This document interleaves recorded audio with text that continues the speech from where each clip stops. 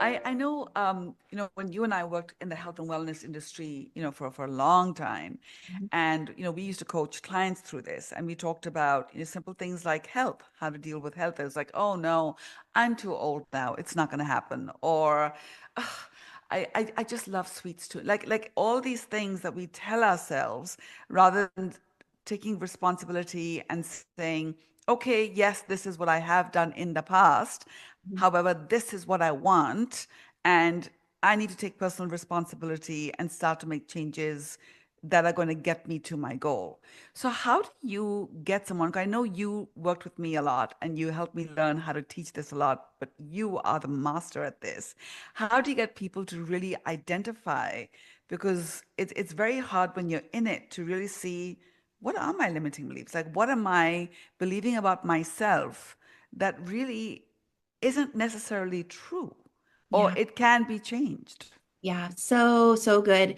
This is exactly why I'm so passionate, and this has now become my mission, Aisha, because Wow. in partnering with people for over 12 and a half years. I mean, I've been doing this work on myself for probably 25 years. Right. Really, 30 years is when I'm like, okay, things have got to change. I'm sick and tired of being sick and tired of all of these areas in my life. And deep down inside, I knew that there was more for me, but I had no clue how because I was the girl that had no value to bring into this world. And so it's going to be a progress of steps, and we'll go into that in a little bit. But what I've seen over the years in partnering with hundreds and hundreds of people is that, you talk to them and you find out about their goals and what they want more of in their life, and they're so on fire. And then they go radio silent, or Hmm. they get started on their journey and they get maybe halfway there. And then they stop themselves and they stay stuck. Do you know why? Let's go back to the person that goes radio silent first. Because when they say they want something, but they can't attach themselves to it because they're not deserving of this life, their limiting belief is probably, let's just use weight loss for an example, because I think a lot of people can relate to that. Hmm. Let's just say that they set a goal and they want to lose 20 pounds, 30 pounds, whatever it is. And they say that they want this and they're so excited and they want it and there's tears streaming down their face and they've never wanted anything more. But then they can't even like start journaling their thoughts. I give them tasks. There's so many how-tos. There's so many ways to make this happen, but they're not willing to take that first step, right? And then I'm on the other side, like, no, I believe in you and you've got this. And why can't you see this and all the things? That's the limiting belief that's holding them back. And more than likely, it is this is hard because maybe for the past 30, 40 years, they've been telling themselves losing weight is hard. It's impossible. It's always a struggle. It's always a fight. I'm a foodie. I've got like all of the excuses start popping up.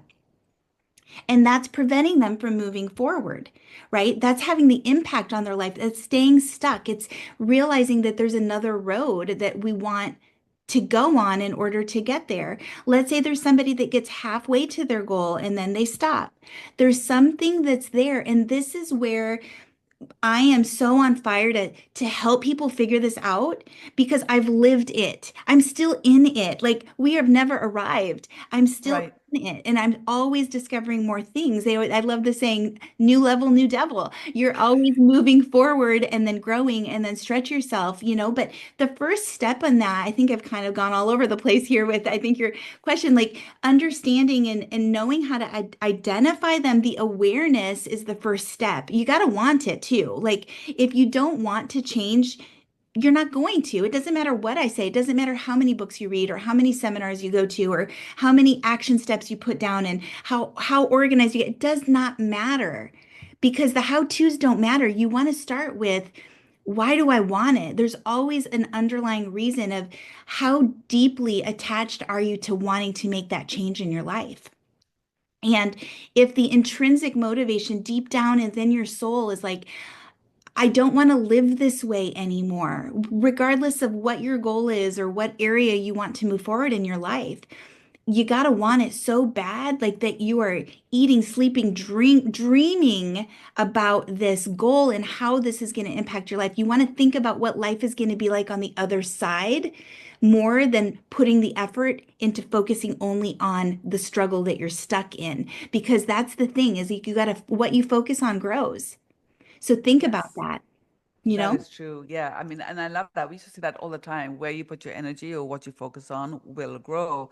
So if you're focusing on the negative, that's all you're going to see. And if you focus on, I think you did an exercise with us, the dot exercise, right? If you only focus on the dot, that's Yes. all you're going to see.